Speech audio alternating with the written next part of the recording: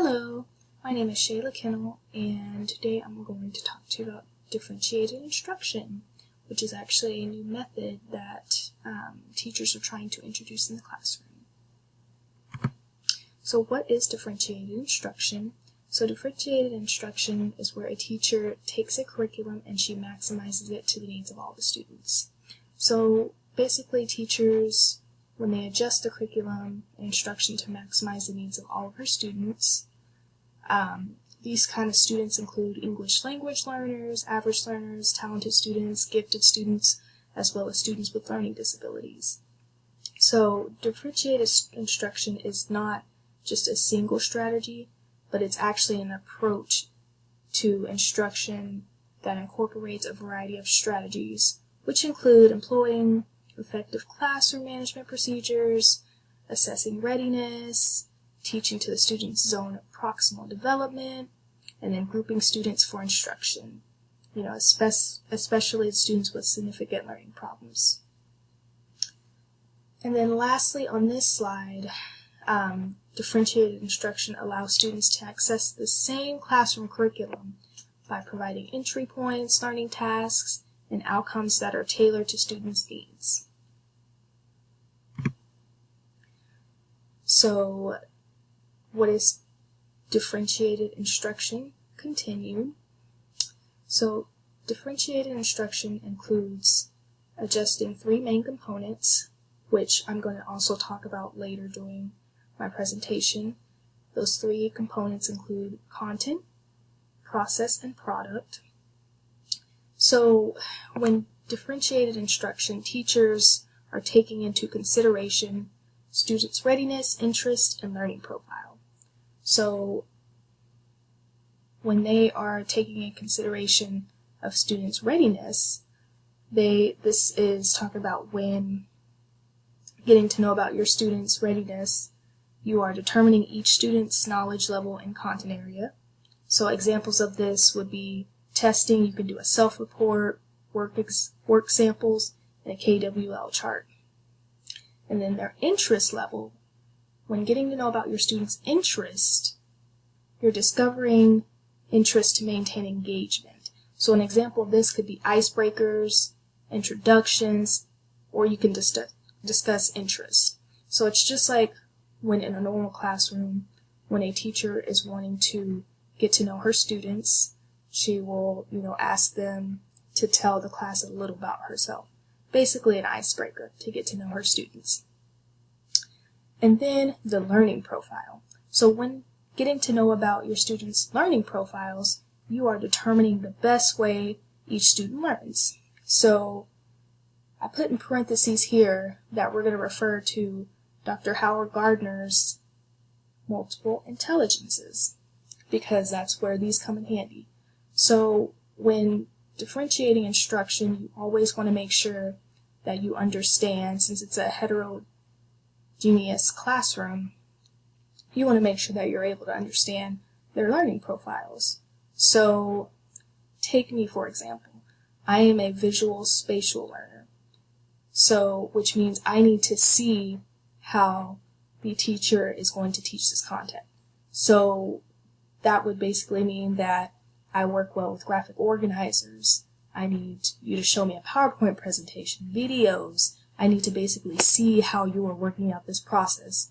I need to see how you are going to show me how to do this. And then we also have your verbal learners. So they're individuals who enjoy words and language in very essence. You have your logical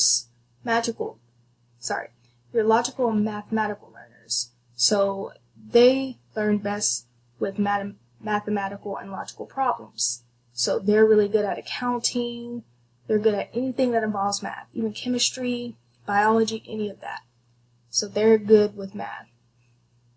Then you have your kinesthetic learners. So they're your hands-on learners, your physical learners. So they need stuff in front of them. They like to get their hands dirty. That's how they learn. And then we also have our interpersonal learners. So they learn best in a group setting. When they're around people, that's how they learn.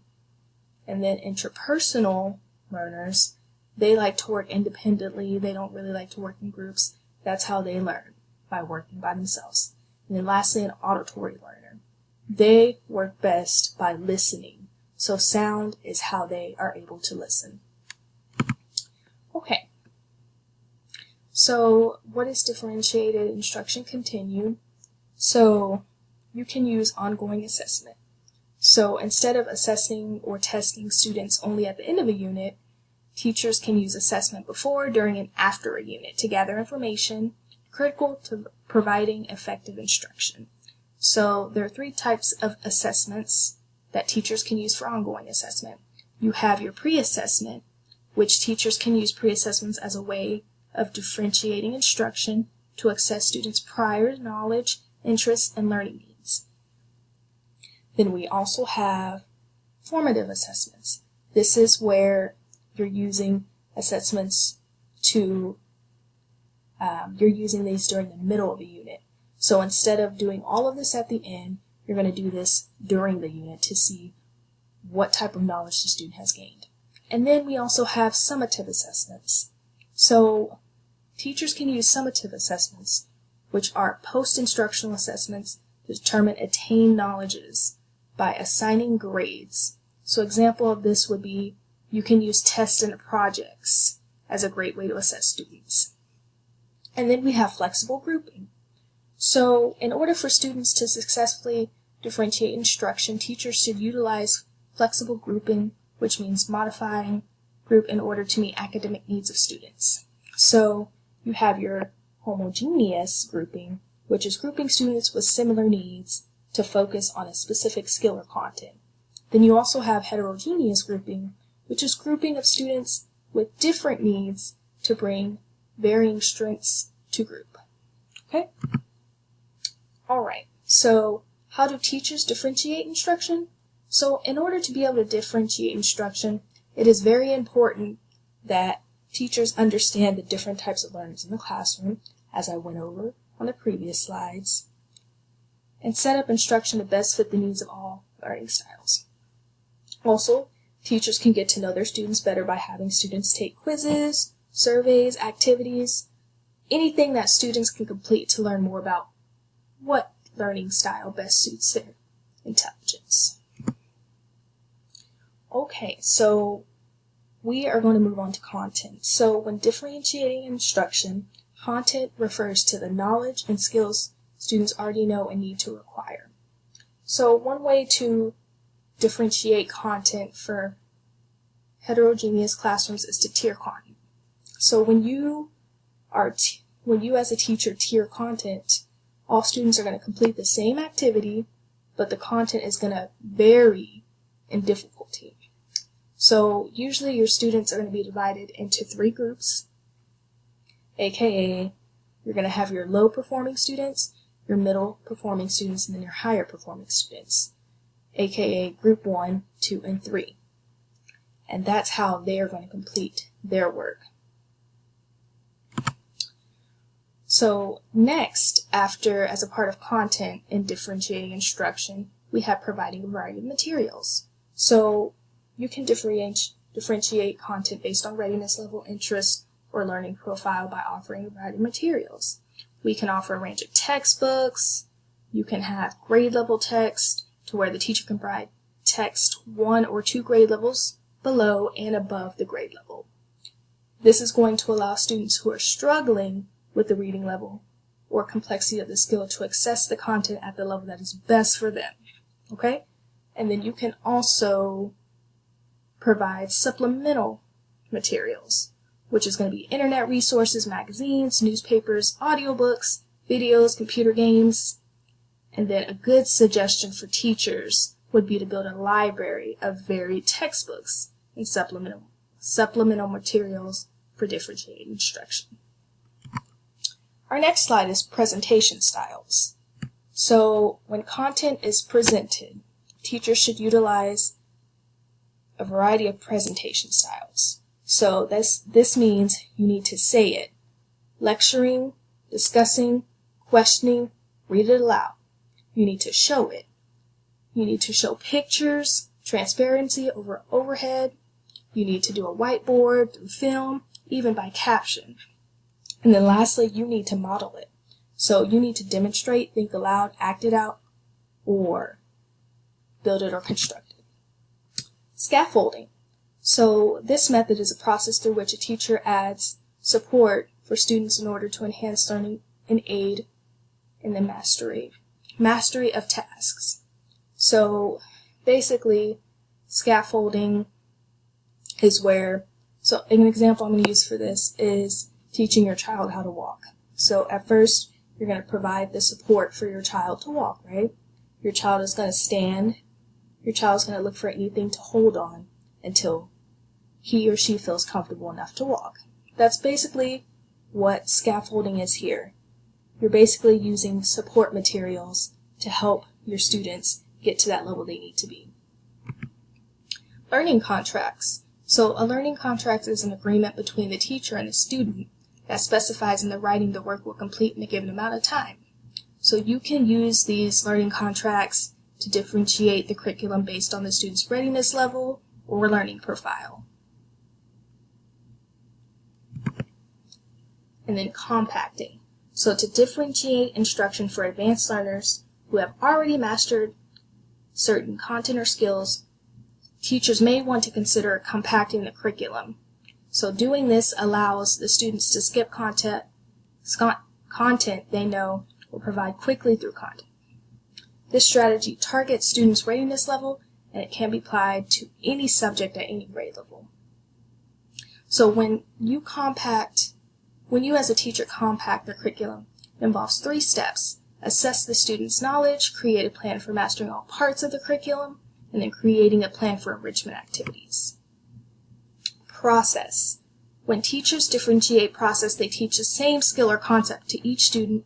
However, the manner in which each student makes the topic or skill can vary.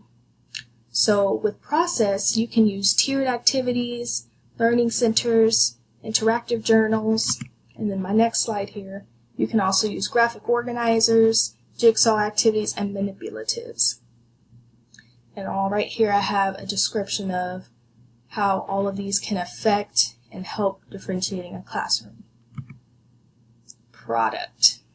When teachers differentiate product, they assess the same concept or skill for each student at the end of a unit or study. So strategies for product include tiered product. You can use a tic-tac-toe board where students choose 3 tasks from the board. Learning menus, students have different options of assignments for menus, and then raft, role, audience, format, and topic. Okay, so how do teachers prepare their students and their classroom for differentiated instruction? So teachers can prepare their students and their classrooms for differentiated instructions by first communicating with both parents and students. Basically, you need to be open and communicating / addressing or introducing differentiated instruction approach with your students and your parents so they know what's going on in the classroom. Organize the classroom, provide room arrangement, and then classroom management. So teachers implementing differentiated instructions should explicitly teach rules and procedures that apply to all class activities. What does it look like in the classroom? So there's really no correct method for differentiating instruction, and then also when you're making the shift from a traditional classroom to a differentiated classroom, it can be a long-term process. It could be usually 4 to 5 years. So you can select one element, start with one subject area, start with a class of the students that is the easiest to work with, implement only one differentiated activity in a larger lesson or unit, begin working with students in small groups, assign homework for different groups of students based on their readiness, interest, or preferred way of demonstrating their knowledge, provide support for struggling readers, and then use simple means gathering information about students. Okay, so last question. So I'm going to explain why delivering instruction primarily by lecturing is not an effective way. So when teachers give instruction primarily by lecturing, students' readiness, interest levels, and learning profiles are neglected. So instead of delivering primarily by lecturing, teachers can use student-centered instructional strategies such as small groups or pairs. Teachers can also use flexible grouping